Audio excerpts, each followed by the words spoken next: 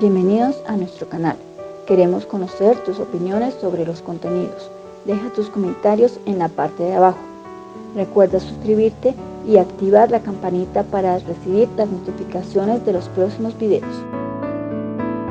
El tema de hoy es afrontando, digamos, todos los problemas que tenemos en cuanto a las relaciones familiares o intrafamiliares y el afrontar el diagnóstico de epilepsia.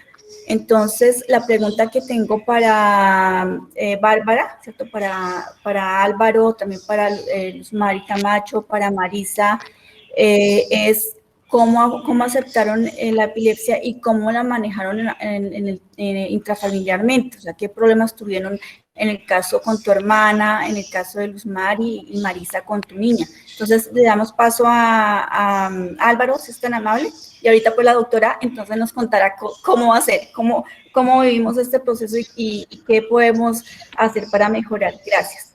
Claro que sí. Bueno, buenas tardes a todos. Ahí supongo que recibimos todos el texto de Edna, que era la temática. ¿Y cómo afronté, cómo acepté la epilepsia en mi caso? Tuve un accidente a los 5 años y el primer ataque a los 9, si no me equivoco. A partir de ahí, bueno, fueron incrementando. Pero siento que durante mi vida siempre actué como con una sabiduría que no sé de dónde venía bien en sí. Viste que son cuestiones personales de uno que siente. Como dice la frase que dice, cuando no podemos cambiar algo, solo queda aceptarlo. Entonces, como era tan chico, era para mí como una condición mía, digamos. Hay una persona que, no sé, no le gusta el color azul, otra que, no sé, sufre de obesidad, o cuestiones así. Yo dije, esto es algo que vive conmigo, que no es físico, no está acá, no está acá, no está acá, es algo adentro. Entonces solo me queda aceptarlo y estudiarlo, pues no me va a ganar, digamos, no me va a tirar al piso la vez que se le cante. Entonces lo acepté desde muy chico, pues no tuve otra opción. No fui consciente de, che, soy grande y tengo epilepsia, como que fue desde chico todo un golpe que con los años se fue desarrollando. Álvaro, entonces cuéntanos desde la perspectiva de tu hermana. Entonces, bienvenida, Bárbara. Un gusto Entonces, a todos y todas. Bueno, particularmente, como él dice, yo soy la hermana mayor. Y la verdad que fue bastante difícil el proceso de aceptación porque además es una enfermedad que pareciera ser que no se habla, entonces uno no tiene conocimiento. Y las primeras veces la verdad que fue muy fuerte, yo me ponía muy nerviosa y salía a buscar ayuda corriendo porque no sabía qué hacer, hasta que realmente uno va construyendo como una identidad y decir, bueno, tengo un hermano que es epiléptico y comenzás a construir también la forma de ayudarlo por las situaciones, porque podía ser que estuviéramos caminando por el centro, que estuviéramos en mi casa o los dos solos, porque mis papás trabajaban todo el día y tenemos una hermana más chiquita, y a veces si pasaba eso, bueno, tenía que dejar a la más chiquita, lo tenía que recostar, o sea, era parte de nuestra vida cotidiana.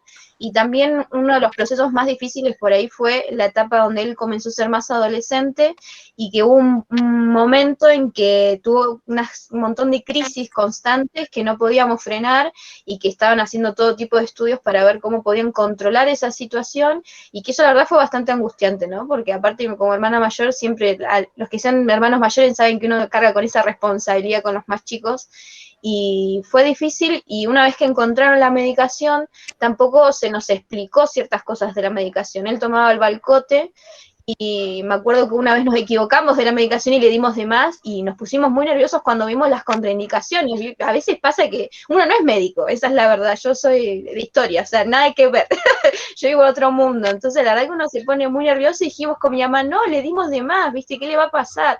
Bueno, todas esas cuestiones son parte de esa construcción de vivir con personas que tienen distintas, no sé, no considero que sean discapacidades, sino que somos distintos físicamente, y el Valcote le había generado una contraindicación cuando él comenzó la adolescencia muy fuerte que le generó depresión. Y ahí fue cuando uno como que le choca porque decís, bueno, ok, esto es el remedio, digamos, para que él no tenga crisis, para que pueda vivir como todo sin ningún conflicto y andar solo en la calle sin ningún problema, y al final fue todo lo contrario, o sea, le generó, está bien, no tenía crisis, pero en el fondo estaba encerrado en su pieza, aislado, cambiaba sus estados de ánimo, y fue todo un proceso súper difícil hasta que él logró como reducir la cantidad de Valcote y volver otra vez, ¿no?, a encontrarse con sí mismo. Así que bueno, esa sería como mi experiencia. Los casos ha sido un montón, o sea, siempre ha tenido, cada tanto tenés igual algunas crisis, y bueno, yo le digo, bueno, Álvaro, tenés que descansar más, tenés que relajarte más, ¿sabes? Como... Las crisis las tengo únicamente si no duermo. por estrés y esas cosas, como que me calmo haciendo música, que ya lo hablé en el grupo. Encontré como terapia el beatbox, que es todo... Y eso me distensa los nervios de la mandíbula y se me relaja todo haciéndolo un rato. Pero sí, en base a eso es como el ángulo que ellos vivieron, que yo no lo viví. Pues yo me caía al piso y me Él levantaba. dormía. O dormía. Él se dormía todo y nos levantábamos, viste, ahí, Albi, Albi. Así que bueno, esa sería como mi aporte. Igual si quieren preguntar, no hay ningún problema. Me gustaría conocer la perspectiva de una mamá. Está Luz Mari y está Marisa. ¿Quién comenzaría? Hola, Hola, Luz buenos Mari. días. Luz Mari, ¿Cómo estás? bien, sí señora, quisiéramos saber cómo ha sido el proceso con tu niño en cuanto a la aceptación de la epilepsia y situaciones familiares que pues son complejas con esta condición. Entonces te damos la palabra y ahorita seguiría Marisa, ¿vale? Gracias. Gracias. Bueno, les presento, él es mi hijo Santiago Amaya Camacho. Como ustedes lo ven, él tiene además una parálisis cerebral cuadraplégica, espástica distónica severa, y a eso se sumó la epilepsia por el síndrome de Lennox-Gastaut. Mi hijo tiene 17 años y la parálisis cerebral que él tiene es desde su nacimiento. Entonces, escuchando a las personas que intervenían anteriormente, me doy cuenta de que todos los casos pues son diferentes y por eso pues se afronta también de manera diferente, aunque siempre vamos a coincidir o a converger en un punto en común, porque para mí, por ejemplo, yo ya venía afrontando la situación de la parálisis cerebral desde su nacimiento y él empezó a convulsionar en el año 2015 y el diagnóstico lo tuve de la epilepsia o el síndrome de Lennox-Gastaut más o menos en 2016, 2017. Entonces ya pues, imagínense ustedes, ya uno la fuerza que trae, la garra que trae de 16 años de manejar una parálisis cerebral cuadraplégica que como la ven es prácticamente postrada en cama. Pues yo primeramente digo que para afrontar esto, primeramente pues Dios. Yo soy consciente de que a mí quien me ha dado la fuerza, la esperanza y la capacidad cada día junto con mi hijo es Dios, primeramente. Luego, pues fue muy difícil también recibir el diagnóstico de la epilepsia y sobre todo que a estas alturas de la vida yo sigo pensando, porque aún no lo tengo muy claro, si fue culpa de unos medicamentos que le cambiaron. Yo tenía entendido que las personas cuando tienen una parálisis cerebral como mi hijo, tarde que temprano en la vida, convulsionan. Como puede que sí lo hagan, como puede que no, pero que hay un porcentaje muy elevado de que tarde que temprano lo hagan. Pero yo me sentía invicta de que llevaba pues 16 años con él, 15 años con él y él no había convulsionado. Eso era un motivo de felicidad. Mi hijo hasta los 15 años tomaba el Urbadan de 20 miligramos, el comercial, y pues el médico como siempre me lo ordenaba, pero cierto día que fui a la farmacia a reclamarlo, ya no me dieron el Urbadan de 20 miligramos comercial, sino que me dieron uno que se llama Ovax y es genérico. Entonces, mientras que yo luché con la EPS, mientras que les puse una carta, una petición, una apelación a la tutela, mientras que me dijeron no, conmigo no es, el otro no, conmigo tampoco, el otro no, es con medicamentos controlados, mientras que ese lapso en que yo reclamaba, alcancé a darle ese Ovax, yo creo que como unos 7 meses. Porque como ustedes saben, el tema de salud aquí es complicado y aquí no le dan respuesta a uno al otro día. Todo el mundo quiere es lanzar la pelota y nadie te soluciona el problema. Mientras que pasó esos 6, 7 meses que yo estuve reclamando para que me devolvieran el comercial, mi hijo por primera vez convulsionó el año 2015. Cuando convulsionó, pues obviamente yo fui al neurólogo y ahí pues le mandó unos estudios y ahí fue cuando salió con este nuevo diagnóstico sumado al que ya traíamos de hacía 15 años de la parálisis cerebral.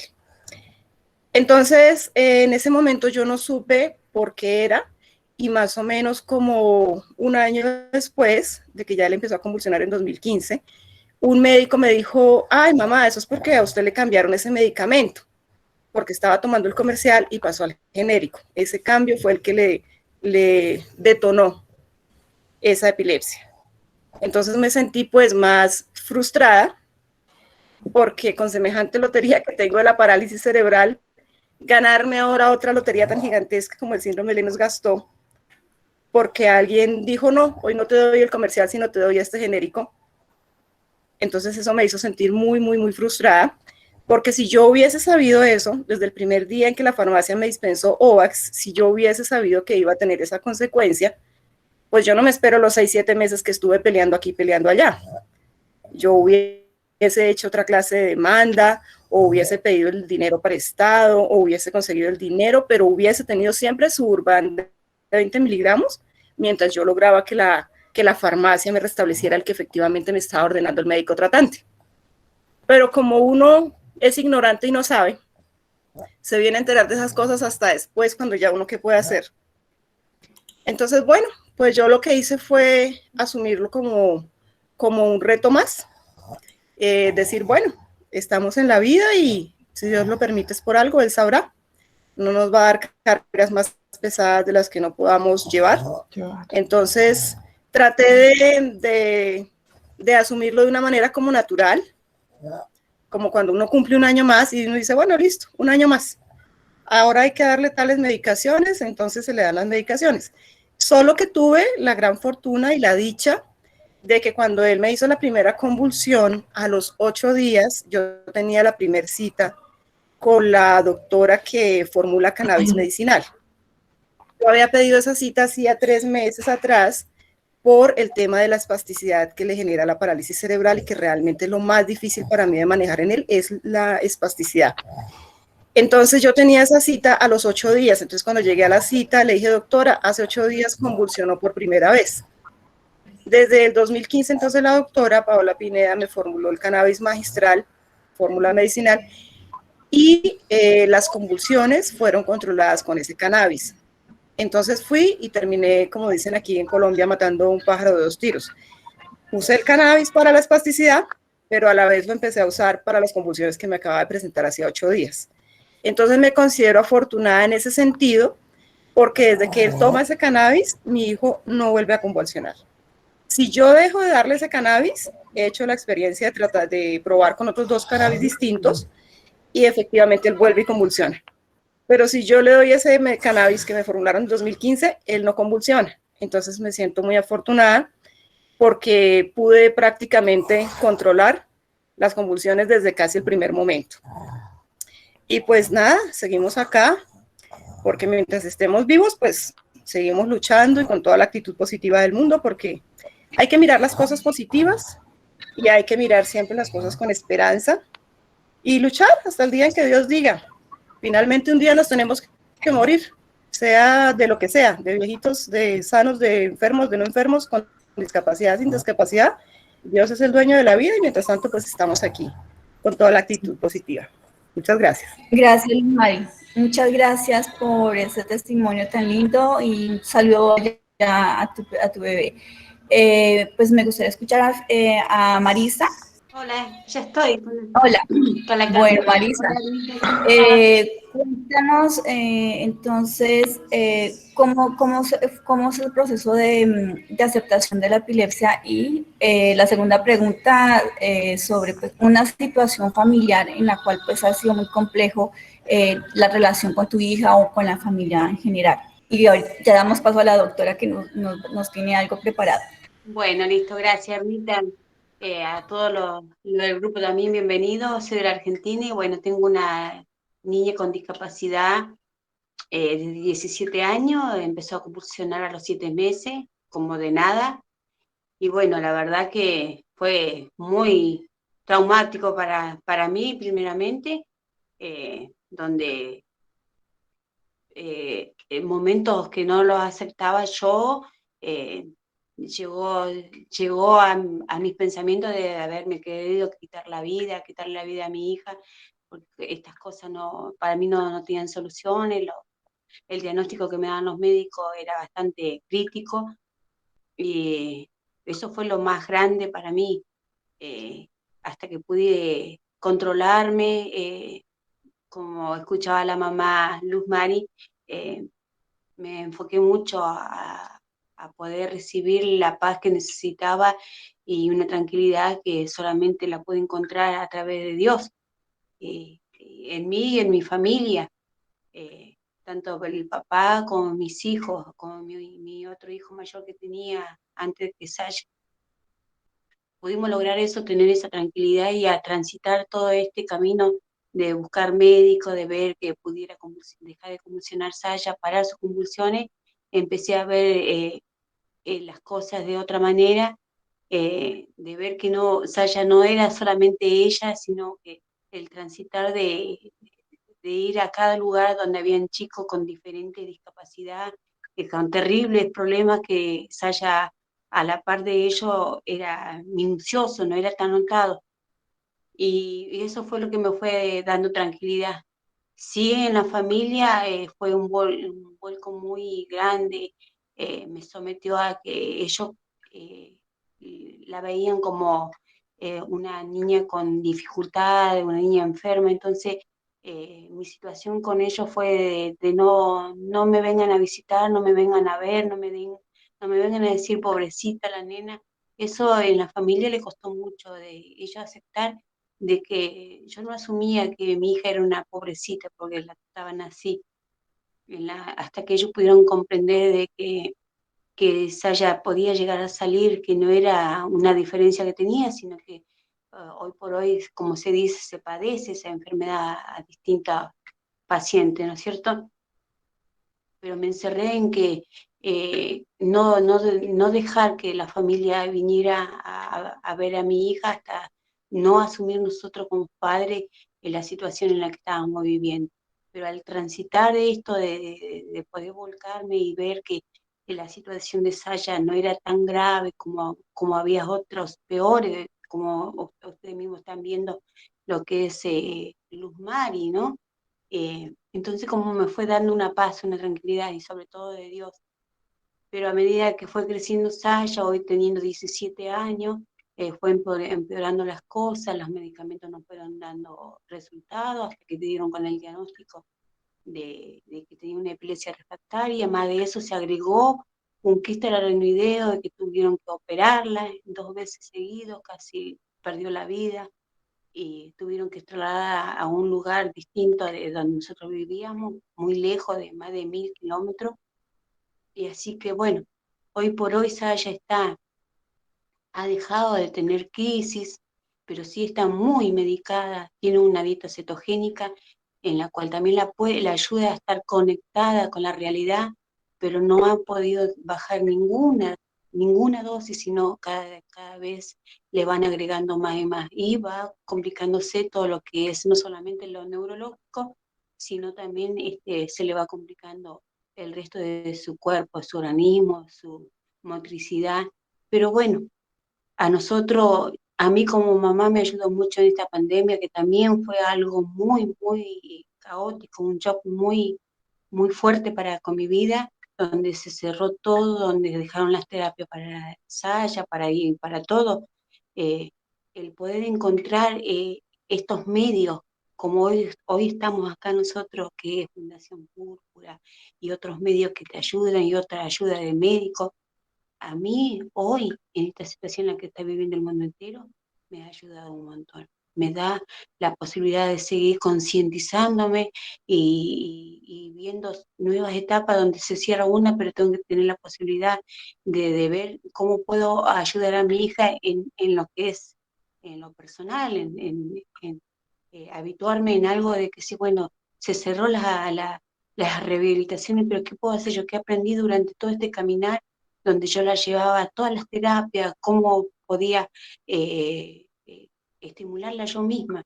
Y bueno, hoy aprendí en eso, de poder concientizarme que no solamente la sabiduría está en los médicos, sino que eh, responsabilizarme yo misma Ok. en la parte de mí.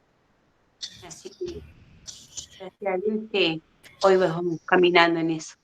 Ok, gracias Marisa, qué linda. Te agradezco por compartir tan lindo testimonio. Doctora, a ver si le damos paso para que, digamos, escuchando lo que han dicho nuestros invitados, qué podemos sacar de eso y entramos pues a completar, a complementar este tema. Gracias. Egna, muchísimas Sí. gracias a estos testimonios tan lindos de escuchar a la señora Luz Mari, a Bárbara, a su hermano, a la señora Maritza.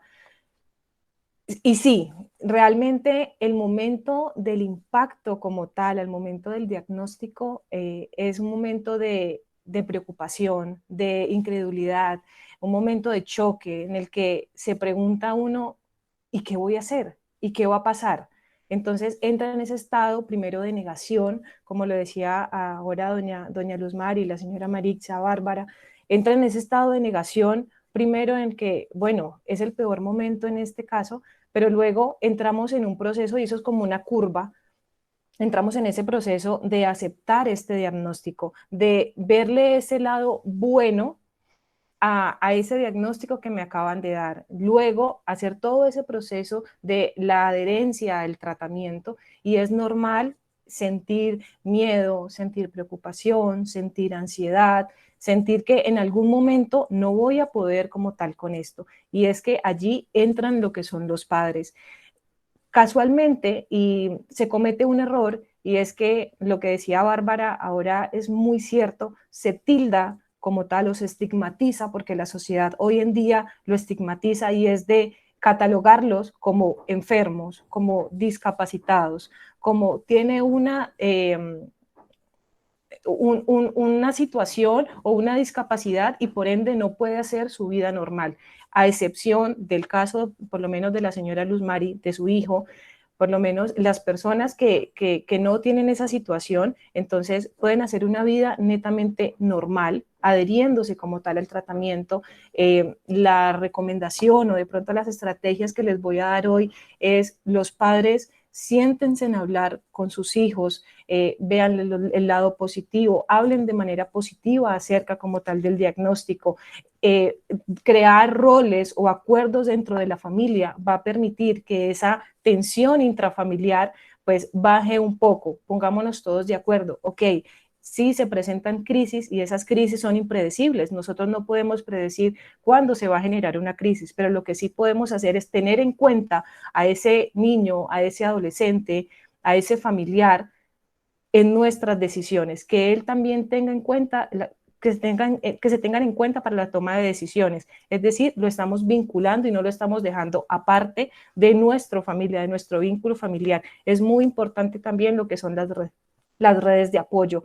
Tener grupos, por lo menos este grupo me parece genial, porque se conocen diferentes testimonios, diferentes casos, y entre estos casos pues se saca el mayor provecho y mayor conocimiento de lo que es como tal este tipo de diagnósticos. Adicional, manejar el tema como tal de la ansiedad, el estrés, claro, se van a presentar. Y el día de hoy, Egna me dice qué tanto tiempo tenemos para que hagamos ahorita una actividad muy corta. Vamos a reducir el tiempo que teníamos, pero creo que es una actividad que les va a ayudar mucho en cuestión, por lo menos lo que decía ahorita el hermano de Bárbara, que él hace lo que es música. ¿Sí? ¿Me corriges si es así? Cabo es música.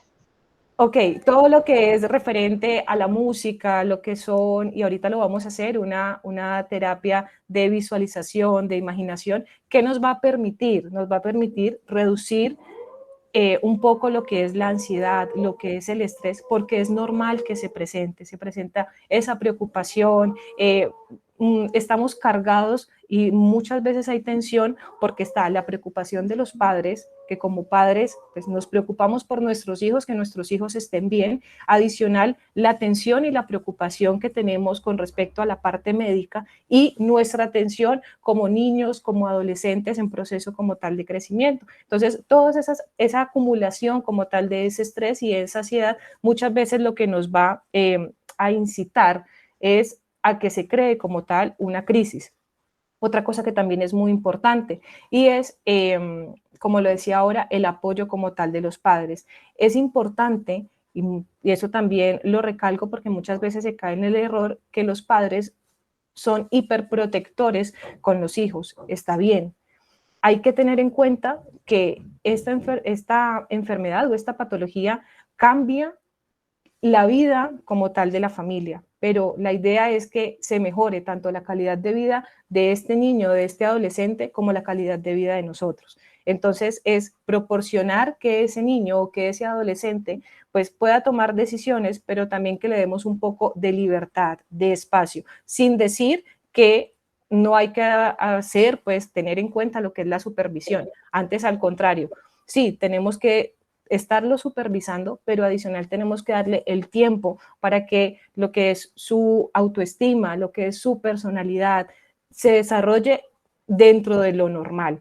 Además, porque esta patología también lo que, digamos, choca un poco es con la parte de la autoestima. Y es que muchas veces el hecho de sentir que tenemos una patología, que estamos teniendo una sintomatología, pues como tal, muchas veces lo que hace es que va en declive lo que es la autoestima. Entonces ahí va muy de la mano lo que es el apoyo de los padres, el hablar de manera positiva, el de que los padres incentiven al niño. No es el niño como tal, no es una enfermedad, él es un ser humano y tiene fortalezas, tiene todas las cualidades del mundo. Se pueden potencializar esas cualidades, esas habilidades. Listo, hijo, de pronto no puedes hacer esas actividades, pero podemos hacer estas otras actividades. Es esos roles que van a potencializar en ese niño que tenga una vida de manera normal, teniendo en cuenta pues la condición en el momento pues que se está presentando.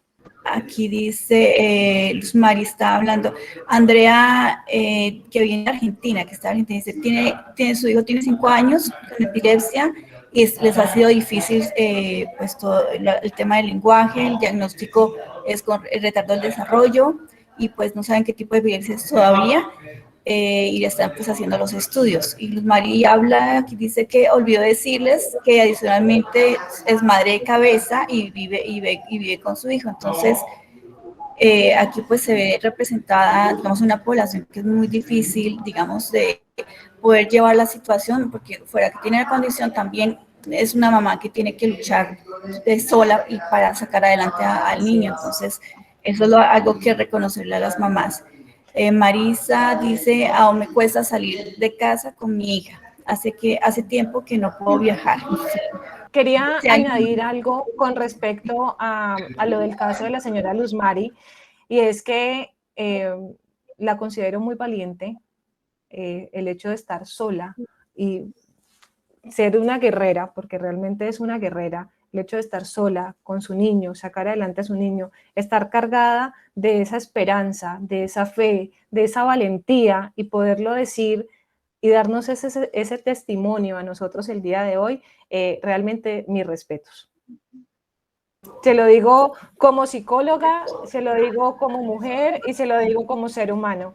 La verdad es que este tipo de testimonios y este tipo de grupos y de conversatorios y de charlas son muy importantes porque el testimonio suyo incentiva a cada una de las personas que estamos conectadas el día de hoy para eso. Si en algún momento perdemos la fe, perdemos la esperanza, perdemos esa capacidad de salir adelante, creo que el testimonio suyo, si alguno de aquí en este momento está triste y dice definitivamente no puedo, me siento preocupada, estresada, angustiada, encasillada en ese diagnóstico y poder escuchar su testimonio y que ese testimonio suyo toque los corazones de cada una de las personas de aquí, creo que incentiva a seguir adelante con cada uno de los casos, en este caso, pues con los niños, con las personitas. Doctora, gracias. Si me permites un minutito más. Claro que sí. Sí, dale, gracias. Dale, Mari. Muchas gracias. Bueno, es que uno como trata de hablar tan rápido, se le pasan a veces cosas muy importantes, ¿no? Entonces, gracias, doctora, por la felicitación, pero bueno, sí, realmente yo digo que la gran ayuda definitivamente es Dios. Es muy hermoso cuando Él le da a uno esa capacidad, pero también de pronto las personas que están acá escuchando el testimonio dirán, bueno, ¿y la señora cómo hace sola? ¿Cómo hace? Porque entonces, ¿de qué vive? ¿Será que es millonaria y tiene mucha plata? ¿Cómo hace sola? A ella le queda fácil de pronto porque es millonaria y tiene plata. No, les cuento otro poquito de la experiencia. Mi hijo tiene 17 años. Yo vivía con el papá y él nos abandonó cuando mi hijo tenía 9 años. Yo lo que hice fue hacer un proceso legal y demandas pues para que él le pasara la cuota alimentaria del niño. Entonces, en la actualidad, pues gracias a Dios a un juzgado y a la demanda tengo la cuota alimentaria para el niño. No es mucho, pero gracias a Dios es como lo básico que me alcanza para sustentarme. Pero como eso no es suficiente y yo como mamá sola no puedo salir a trabajar porque ¿cómo hago para dejar al niño? ¿O en manos de quién lo dejo? Es muy complejo. Entonces yo busqué otro tipo de ayudas. Uno tiene que buscarle como la solución al problema. Yo dije, bueno, yo no necesito dinero como todo el mundo, pero tampoco puedo salir a trabajar porque mi hijo, ¿cómo lo dejo solo? ¿O en manos de quién? Entonces yo coloqué otra clase de demandas y tutelas y gané un servicio de enfermería. Entonces yo gané con la tutela un apoyo y el único apoyo que tengo acá es un servicio de enfermería 24 horas, porque aparte de todo el niño por la noche tiene apneas del sueño. Y no duerme casi nada, duerme por ahí 3-4 horas por su patología de base, casi no duerme. Logré el servicio de enfermería 24 horas en 2014 y entonces yo me propuse y dije, como yo ahora que tengo la enfermería, voy a estudiar enfermería, porque yo no soy la enfermera de mi hijo y me gano ese sueldo, que ese trabajo sí lo puedo desempeñar y no tengo que salir de mi casa. Busqué lo que se ajustara a nuestras necesidades. Entonces estudié enfermería y me gradué en 2016 y desde ahí tuve una lucha con las IPS porque aquí en Colombia no es permitido que contraten al familiar para atender como paciente. En este momento metimos esa propuesta en un proyecto de ley del cuidador que está aquí en Colombia. Para que se convierta en ley tiene que superar 4 debates. Vamos ganando 2. Ya nos aproximamos al tercer debate. Tenemos toda la esperanza de que salga como ley para que las mamás que tengan un servicio de enfermería como yo puedan estudiar y sean contratadas y así entonces también tenemos un sueldo y a la vez estamos cuidando de nuestro hijo. Como quien dice, vuelvo a decir el dicho colombiano, matamos 2 pájaros. En esta lucha, la insistencia de que la IPS me contratara, me dijeron que no por todas las veces posibles. Y uno siempre en la pandemia, una IPS me dio la oportunidad y estoy contratada actualmente como enfermera para uno de los 2 turnos que tengo con mi hijo de enfermería. Ahora yo soy la enfermera de la noche y en el día tengo el turno externo. Pero gracias a Dios y a esas luchas, que mire que fueron 7 años, hasta meter esa propuesta en un proyecto de ley, de ver que no hay una ley que obligue a las empresas a que contraten a las mamás, porque ¿cómo más uno se gana la vida? Si es que uno está pues atados ahí con ellos todo el tiempo. Gracias a Dios en marzo de 2021 ya la IPS me dio la oportunidad y en el momento estoy contratada como enfermera. Entonces con la cuota del papá pues alcanza para lo básico y ya con el sueldo que yo empecé a generar por un turno como enfermera, entonces ya gracias a Dios podemos ayudarnos a solventar la vida y a planear nuevas metas, porque ahora yo quiero ponerme en un emprendimiento. Ok, muchas gracias. Gracias por apoyar nuestra labor de educar y concientizar sobre la epilepsia. Por favor, danos un like y recuerda siempre suscribirte.